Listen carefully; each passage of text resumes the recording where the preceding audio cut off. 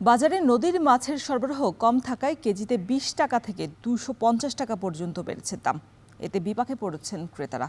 এ বিষয়ে আরও বিস্তারিত জানাতে কলাপাড়া থেকে যুক্ত হয়েছেন আমাদের সহকর্মী জসিম পারভেজ।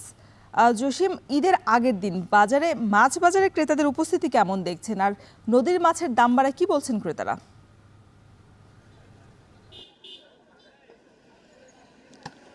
আসলে আপনি জানেন যে আর কয়েকদিন পরেই কিন্তু পবিত্র ঈদুল আজহা, আর ঈদুল আজহা মানেই স্বজনরা নিরে ফিরে আসা। আর এই স্বজনদের জন্যই কিন্তু মাংসের যে প্রয়োজন, সেই মাংসের পাশাপাশি কিন্তু মাছের চাহিদাও রয়েছে।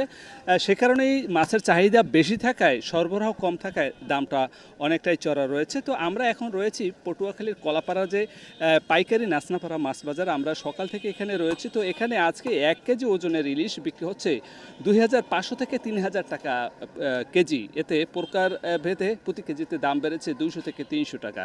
রুই বিক্রি হচ্ছে 400 টাকা প্রতি কেজি, প্রতি কেজিতে বেড়েছে 100 থেকে 150 টাকা। কাতল বিক্রি হচ্ছে 450 টাকা, এখানেও বেড়েছে 100 থেকে 150 টাকা প্রতি কেজিতে দাম। সিলভার কার্প মাছ বিক্রি হচ্ছে 180 থেকে 200 টাকা প্রতি কেজি, এবং প্রতি কেজিতে বেড়েছে 50 থেকে 80 টাকা পর্যন্ত। পোয়া মাছ বিক্রি হচ্ছে 280 থেকে 300 টাকা পর্যন্ত, এখানেও বেড়েছে 50 থেকে 70 টাকা প্রতি কেজিতে। তেলাপিয়া বিক্রি হচ্ছে 180 থেকে 200 টাকা প্রতি কেজিতে, বেড়েছে 40 থেকে 50 টাকা। পাঙ্গাস বিক্রি হচ্ছে চাষ পাঙ্গাস, সেটি 170 থেকে 180 টাকা, এখানে বেড়েছে 20 থেকে 30 টাকা। এছাড়া যে নদ নদীর পাঙ্গাস রয়েছে সেগুলো বিক্রি হচ্ছে 400 টাকা প্রতি কেজি।